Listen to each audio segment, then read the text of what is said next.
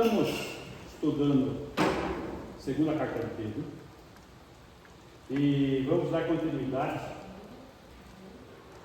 aonde precisamos ter por experiência, cada um de nós, que o crente deve produzir o caráter de Deus em suas vidas. Capítulo 1, versículo 5. Por isso mesmo, vós, reunindo toda a vossa diligência, associai com a vossa fé a virtude, com a virtude o conhecimento. 6. Com o conhecimento, o domínio próprio, com o domínio próprio, a perseverança, com a perseverança, a piedade. 7. Com a piedade, a fraternidade, com a fraternidade, o amor. Então, isso deve trazer um efeito objetivo em nossas vidas, para sermos o quê? Frutíferos. Se nós não tivermos o caráter de Deus, isso é caráter de Deus, em nós, não tem como nós produzirmos resultados. Versículo 8. 8.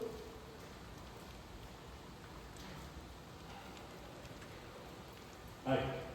Porque estas coisas, existindo em vós, estas coisas quais? O caráter de Deus. Acabamos de ler. Existindo em vós, aumentando, fazem com que não sejais nem inativos, nem infrutuosos, no pleno conhecimento de nosso Senhor Jesus Cristo. Muito bem. Então, com esse caráter de Deus, nós podemos objetivamente sermos frutíferos, que por sua vez vai trazer um efeito subjetivo de segurança na nossa condição espiritual. Versículo 10, 9.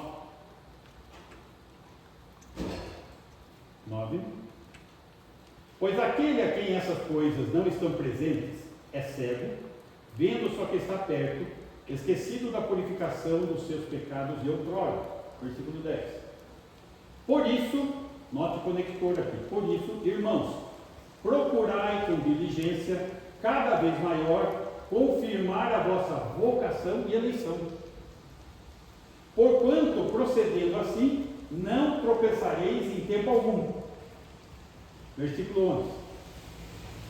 Pois desta maneira é que vos será amplamente suprida a entrada no reino eterno de nosso Senhor e Salvador Jesus Cristo.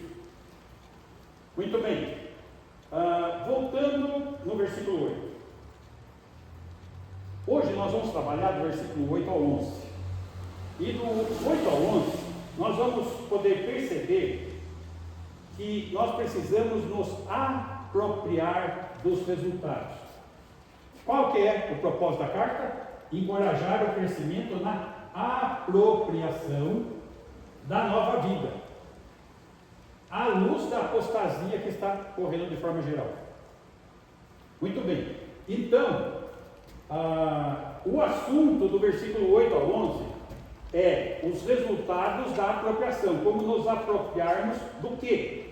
Do caráter divino, para que possamos ser produtivos e tenhamos confiança pessoal quanto à eleição dos galardões. Nós vamos detalhar isso. Ou seja, o nosso tema hoje é o quê? Resultados do crescimento. Como se apropriar desse crescimento? De maneira que o cristão possa ter certeza que está crescendo espiritualmente. Essa é a pergunta. Como que o cristão cresce espiritualmente? Primeira coisa que nós temos que visualizar na sequência dos textos, que o primeiro fator que ele levanta são frutos. Porque estas coisas, existindo em vós e em vós aumentando, fazem com que não sejais inativos, nem infrutuosos, no pleno conhecimento de nosso Senhor Jesus Cristo. Fazem com que não sejais inativos. Inativo quer dizer ineficaz. Quem não consegue crescer não consegue fazer nada. Agora, quanto tempo que faz que nós estamos lutando com os nossos para que se faça alguma coisa aconteça? Notem que o problema não está em Deus. O problema está em como estamos nos dirigindo a Ele. Então, a primeira questão que a gente precisa visualizar é a seguinte: inatividade é uma das características da falta de fruto. Ou seja, ineficácia. Para isso, a gente precisa ter uma autoanálise. Se eu não estou produzindo frutos a contento, é porque estou sendo ineficaz. Agora, por que estou sendo ineficaz? O que está acontecendo? Porque sem Cristo, diz a palavra de Deus, nada podeis fazer. Por que estou falando? Porque sem Cristo estou ineficácia. Porque os versículos anteriores falam do quê? Do conhecimento do Senhor. Esse conhecimento não está tratando somente do conhecimento intelectual, mas do conhecimento pessoal, relacional, de intimidade, de comunhão com Ele. Então, o que precisa ser almejado? O pleno conhecimento de nosso Senhor Jesus.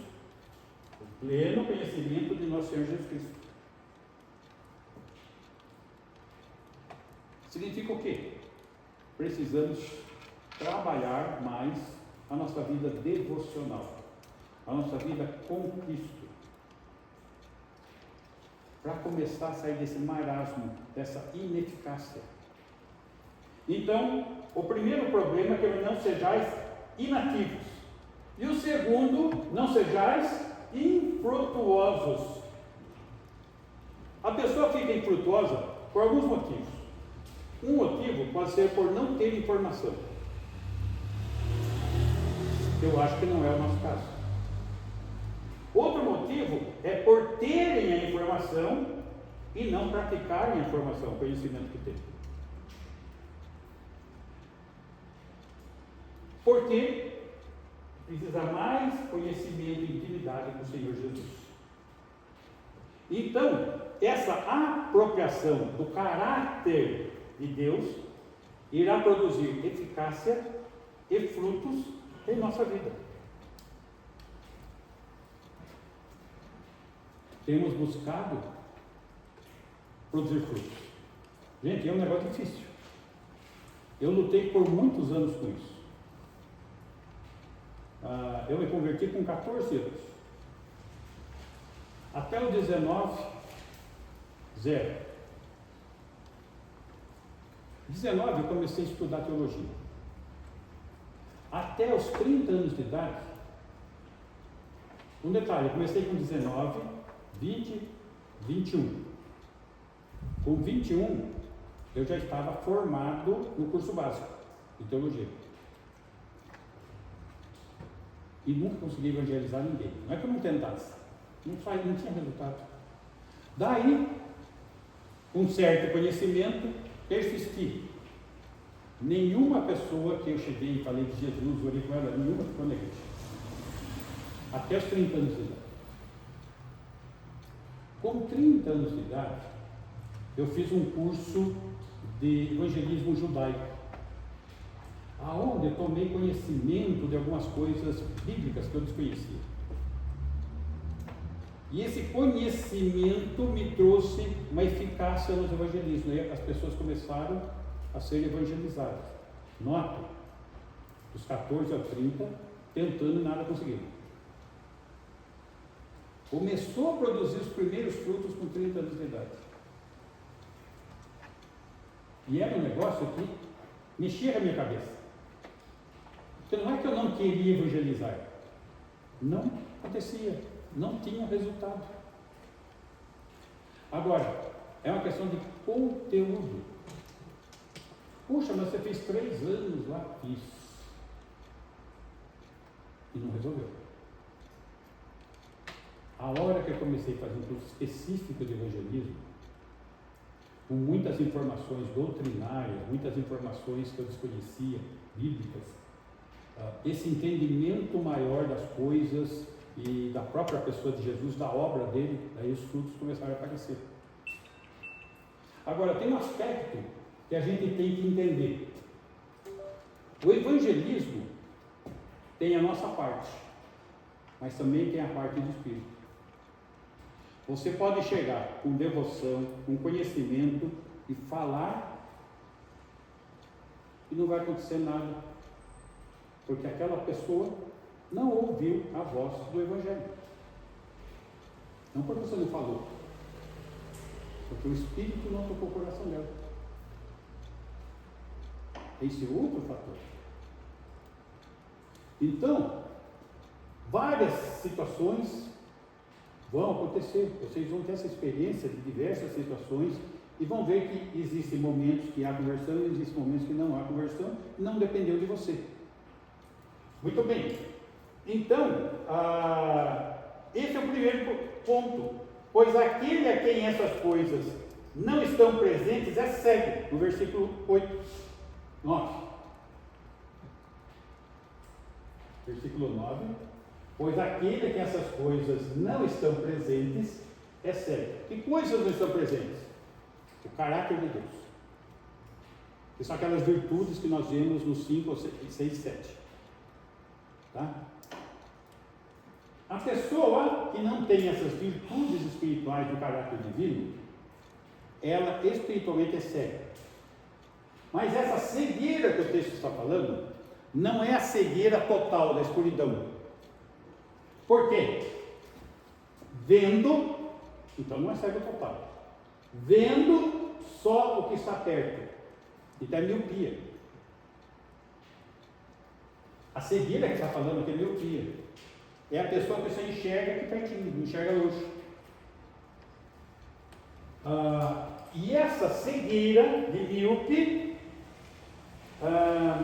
é que essa pessoa vive apenas em função do presente, das coisas à sua volta, sem pensar no futuro, sem perspectivas daquilo que Deus tem para nós futuramente, ou daquilo que nós não vamos ter para apresentar lá na frente a Ele, né?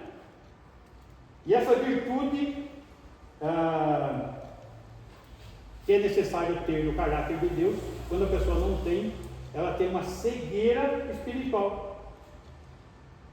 Então essa pessoa é incapaz de enxergar o que é mais importante na vida, esquecida da purificação dos seus pecados de outrora. Então está se tratando de uma pessoa convertida? Tá. Uma pessoa que foi resgatada, purificada pelos pecados de outrora? Sim. Mas ela não tem crescimento. Ela não produziu o caráter de Deus na vida dela.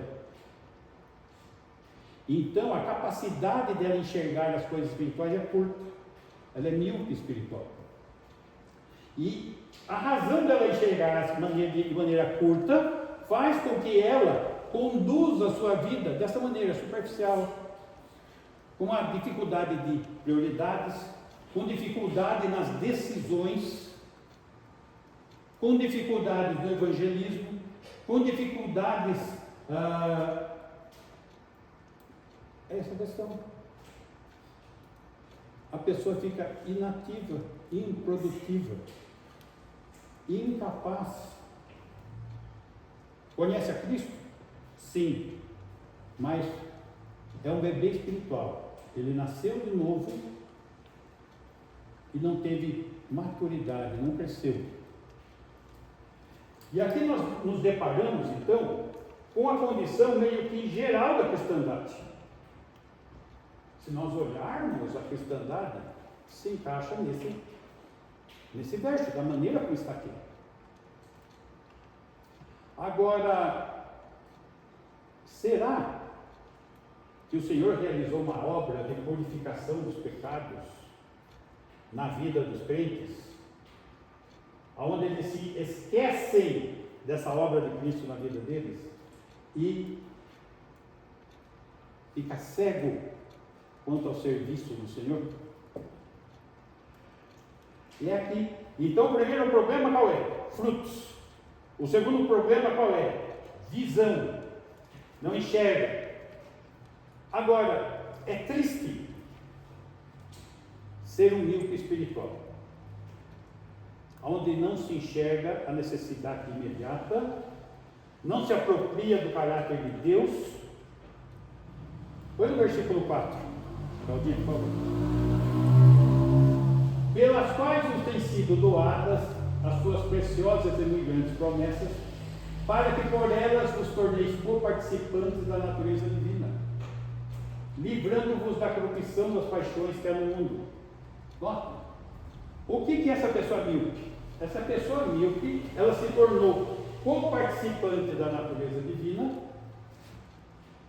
mas não está conseguindo se desvencilhar das paixões do mundo. Lembra Mateus 13, a parábola lá, da semeadura? E a semente que caiu entre os espinhos nasceu e não produziu fruto, porque sufocou. E a interpretação do texto que o Senhor interpreta fala que é por causa dos cuidados desse mundo. Esse é o míope. Os cuidados desse mundo são maiores que os cuidados com a eternidade. Essa é a miopia. Essa é a situação que o nosso texto está apresentando. Mas, porém, pior, mais triste do que isso, é a cegueira total. Porque ela é imperceptível do cego. Que é aquele religioso, mas não é nascido de novo. Apocalipse 3,15.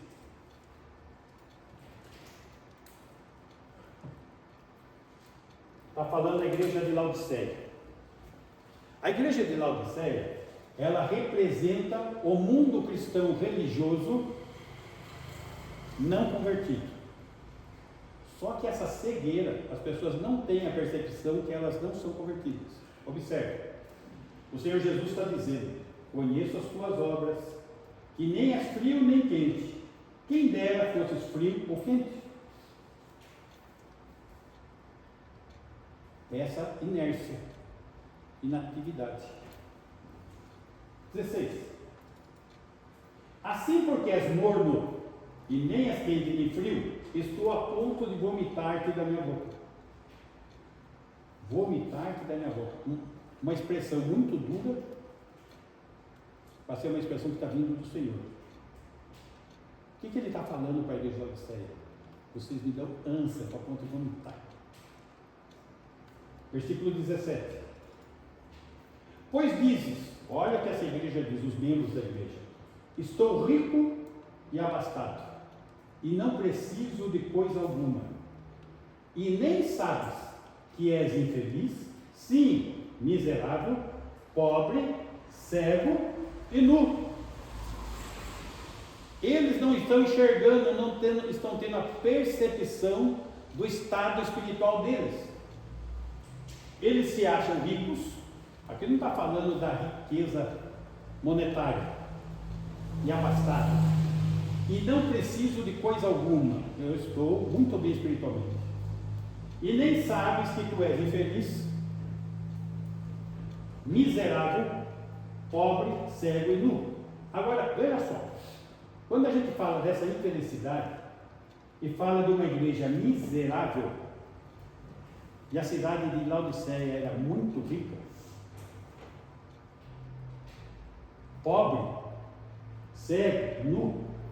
Laodiceia, ela tinha um centro bancário. Laodiceia, ela produzia lã. Laodiceia era um lugar que produzia águas termais. Então o que acontecia? Aquela água que sai quente, quando chega para tomar, está morna. Se você tomar água morna, dá ânsia. Então eles sabiam do que o Senhor estava falando.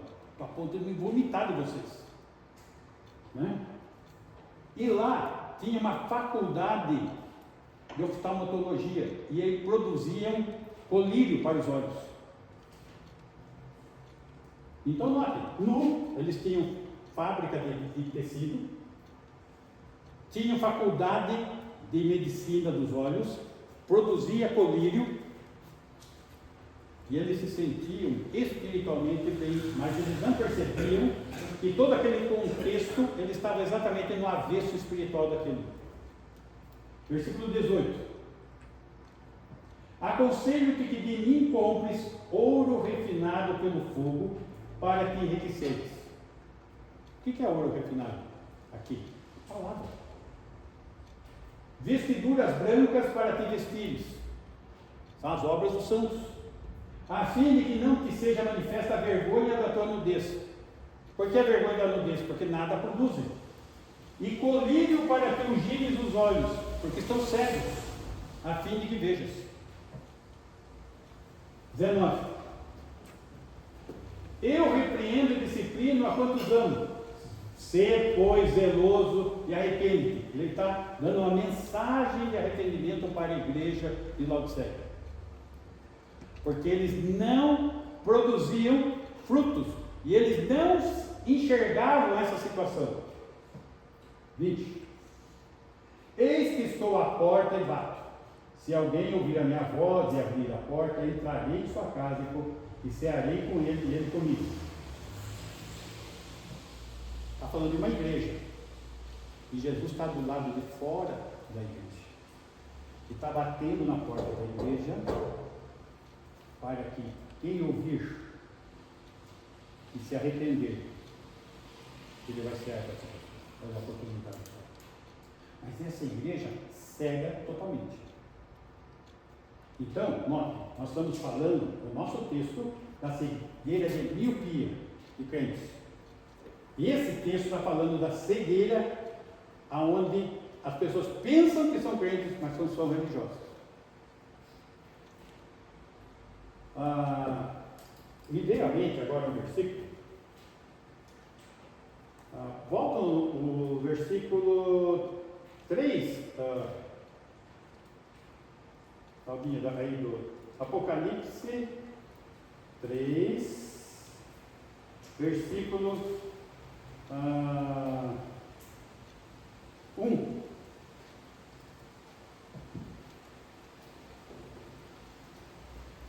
Essa igreja aqui é a igreja de Sardes. Se nós olharmos a sequência histórica das igrejas, essa igreja aqui representa a igreja reformada, a igreja protestante. Ao anjo da igreja de Sardes escreve: essas coisas diz aquele que tem os 7 Espíritos de Deus e as 7 estrelas. Está falando de Jesus. Conheço as tuas obras, que tens nome de que vives, estás morto. Que é exatamente a condição que eu estou falando da igreja de Laodiceia, onde tem nome de que vive, mas não está vivo, está morto, só que não sabe. Essa é uma característica da igreja reformada. Só que a igreja que nasceu de novo está tendo miopia. Só consegue chegar perto ao seu redor com uma mente muito limitada. Que é isso que o nosso texto está trabalhando. Isso, daqueles que são nascidos de novo. Tá? Assim mesmo que miopia. Exatamente. Então, essa questão que nós estamos tratando aqui é muito séria. E note, quem está falando isso? Pedro. Lá, igreja ainda primitiva, está nascendo, seus primeiros anos da igreja. Essa é a situação. Agora, traga isso com 1900, quase 2000 anos para cá. O quanto isso pode ter ampliado e piorado.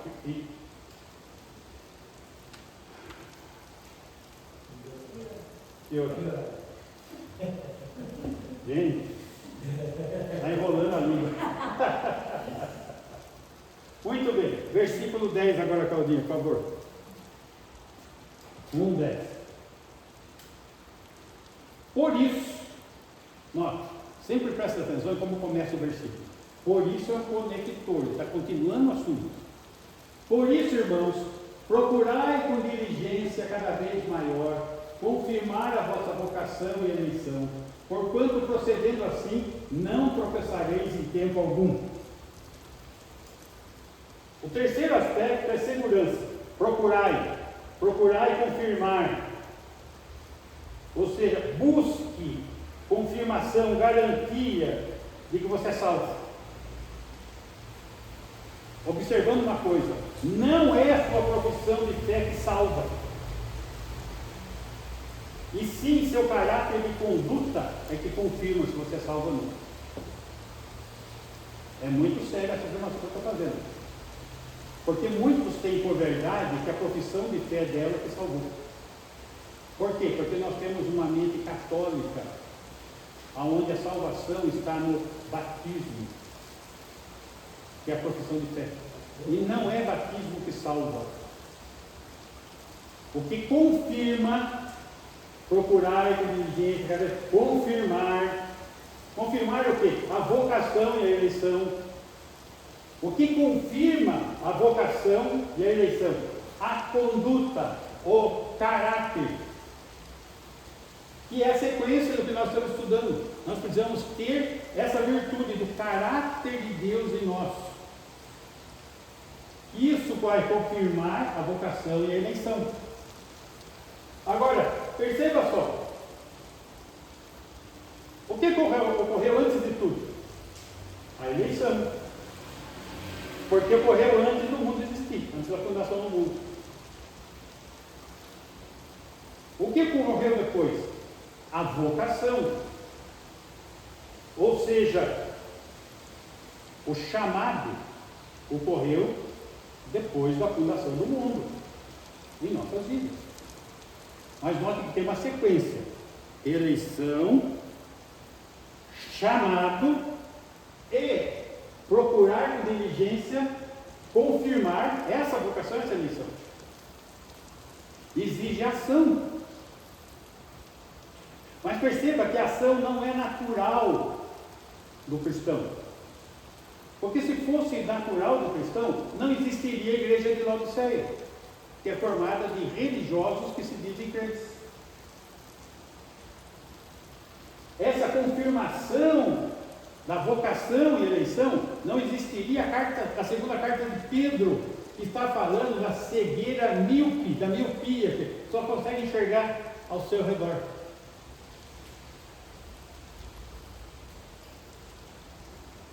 Vocação é o chamado que ocorre quando somos convertidos, quando eu nasci. Isso, do meu ponto de vista, eu nasci de novo ali. Mas do ponto de vista de Deus, eu já tinha sido escolhido, eleito antes da fundação do mundo. E o chamado é Ele mesmo que faz. É um chamado da parte de Deus, não é um chamado da nossa parte. É dele para conosco. Nós é que ouvimos o chamado dele. Assim, o progresso na fé confirma uma fé que não tropeçareis. É o próximo versículo, isso? Não, está aqui. Não tropeçareis em tempo algum. O que é não tropeçar em tempo algum? É que você vai se tornar em pecado? Não. Porque não é esse assunto que está aqui. O assunto está aqui é procurar confirmar a vocação e eleição. Então, se você confirmar a vocação e eleição, essa fé vai fazer com que você não tropece. Não é que você não peque, mas você vai ter uma fé consolidada, porque você procurou com diligência cada vez maior confirmar a vocação e eleição. Romanos fala assim, que o Espírito de Deus testifica com o nosso Espírito que somos filhos de Deus.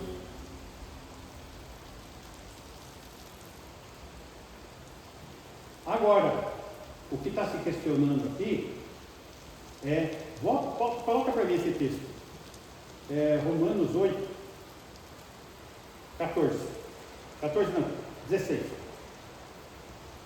8, 16. O próprio Espírito testifica com o nosso espírito, olha, o Espírito com letra maiúscula de Deus, testifica com o nosso espírito que somos filhos de Deus. Aqui filhos é técnica, é criança, nascido de novo.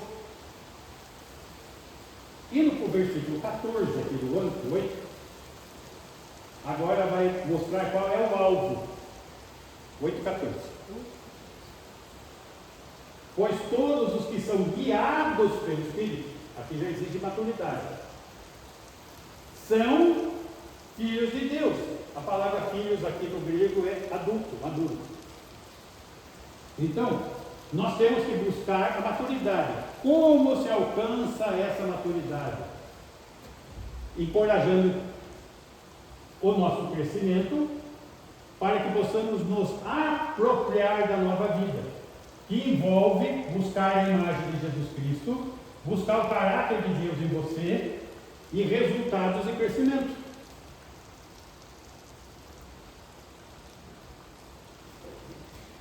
Eu não sei se vocês perceberam, como eu utilizo esse sistema de exposição verso a verso, a sequência sempre vem numa lógica. Você vê o Pedro, você vê o Paulo, você vê o João, sempre tem uma lógica na sequência. Por quê? Porque o autor é o Espírito Santo, é a lógica da mente de Deus.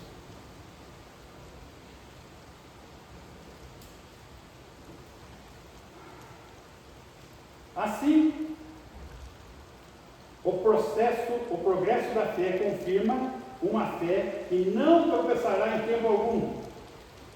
Como? Demonstrando uma vida coerente. Só que nós temos um probleminha. Muitas pessoas, isso eu escuto, é normal as pessoas falarem isso aqui, tá? Deixa eu pegar a frase aqui. Achei. O que será, será no tempo de Deus. Deus a seu tempo vai fazer. Não é verdade isso.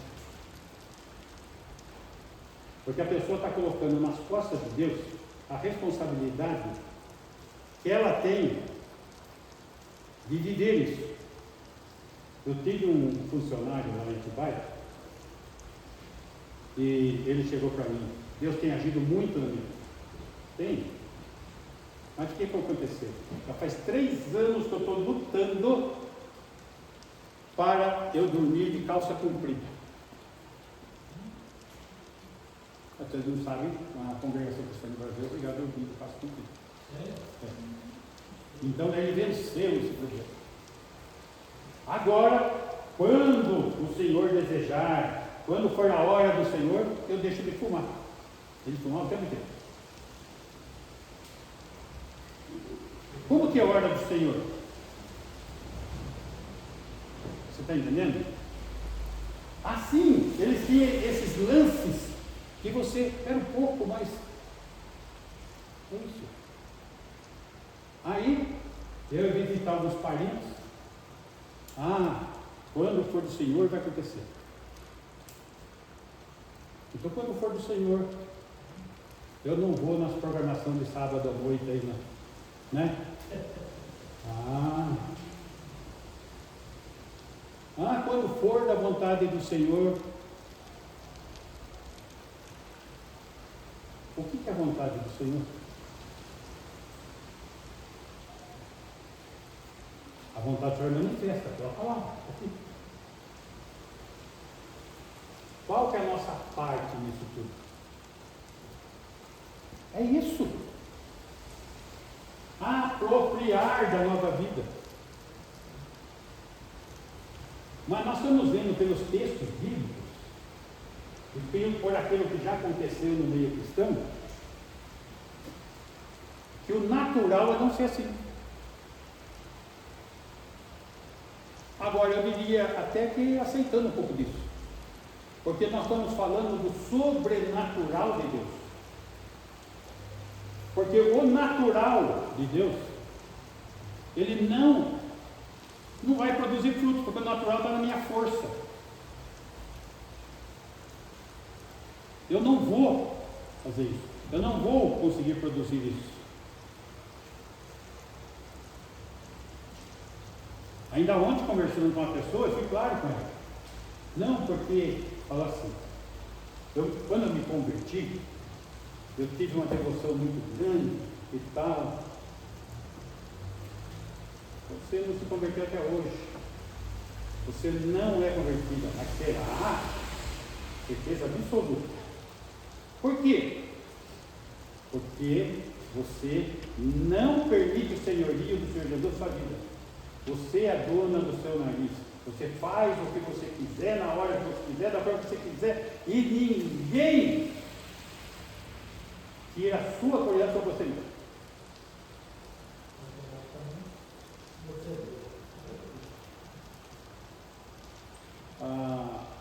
Quando Satanás falou para a mulher que quando comesse esse fruto proibido seria igual a Deus,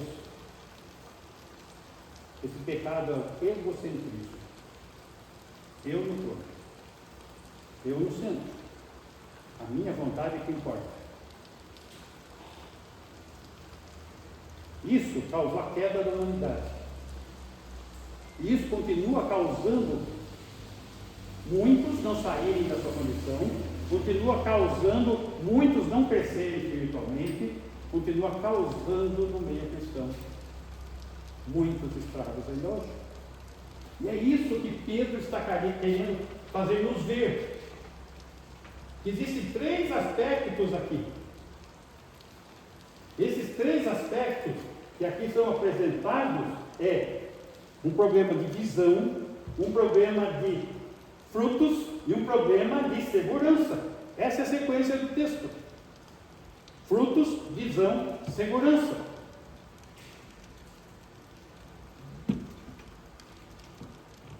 Versículo 11 para concluir. Pois desta maneira é que vos será amplamente suprida a entrada no reino eterno de nosso Senhor e Salvador Jesus Cristo. Desta maneira é que será amplamente suprida.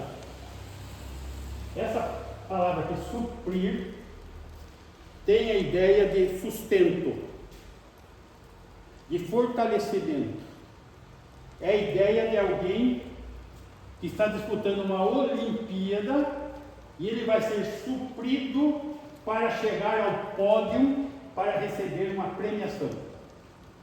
Por isso que no começo eu falei de galardão. É o sentido. Então, o Senhor supre para que nós tenhamos uma entrada no reino eterno. Essa entrada pode ser muito diferente de crente para crente. O crente míope, ele vai entrar no céu? Vai. Mas o texto aqui está destacando que vai existir uma entrada festiva para os ganhadores, para os que vão chegar em primeiro lugar, para aqueles que são dedicados, para aqueles que produzem frutos, para aqueles que têm a visão correta, para aqueles que estão, no nosso caso aqui, tendo uma segurança de fé interior que sustenta tudo isso. Suprida a provisão abundante de entrada festiva no céu. Só que essa entrada festiva vai ser para alguns, para outros não. Vai ser entrada triste? Não. Vai ser aquela entradinha que a gente chama de Jaguaraíba, né? Meio que enfridinho, meio com vergonha.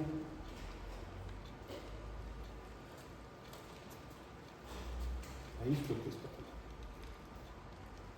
Só que para chegar aqui, precisamos mostrar resultados de crescimento espiritual. Esses resultados dependem de nos apropriarmos do caráter de Deus. Significa que temos que nos apropriar e buscar ser a imagem de Jesus Cristo.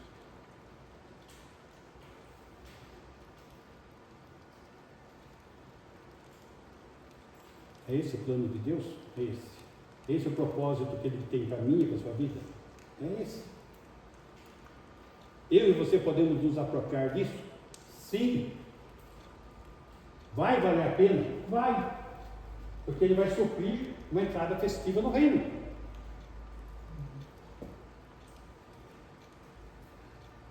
Vamos pensar. A eternidade não tem tempo. a vida aqui, e as pessoas estão trocando o resultado de uma vida aqui por um resultado na eternidade. Esse é o ponto. Essa concepção aonde o míope não enxerga. Meus irmãos, que o Senhor nos ajude a não sermos míopes. Precisamos lutar. Né? O texto falou de diligência, busca, empenho, que é a nossa parte nisso. Que possamos alcançar isso. Amém? Amém. Pode ir. Diga agora. Vai lá. Eu não consegui entender até hoje, mas o senhor vai explicar e eu vou sair daqui para a sua explicação. Levítico 21, 16 a 24. Levítico 21, 16 a 24. Pode já falar mais para mim.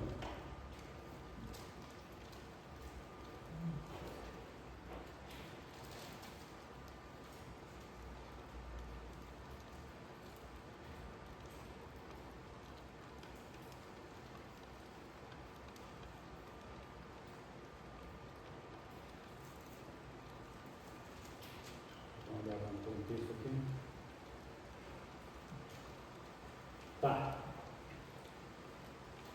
O contexto aqui, ele está falando das leis sobre os padrões para os sacerdotes levíticos.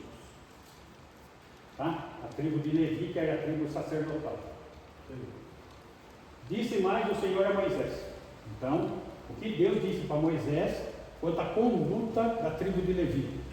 Diz é: falarão, que é o primeiro sumo sacerdote, dizendo: ninguém dos teus descendentes nas suas gerações, em quem houver algum defeito, se chegará para oferecer o pão do seu Deus. Aqui está falando que entre os levitas era necessário que não só as ofertas fossem perfeitas, como os sacerdotes também fossem. 18. Pois nenhum homem em quem houver defeito, o sacerdote tinha que ser perfeito. Lá, os levitas, para servir no tabernáculo. Se chegará como homem cego, ou coxo, ou de rosto mutilado, ou desproporcionado. Então, para servir a Deus dentro do sacerdócio, tinha que haver perfeição.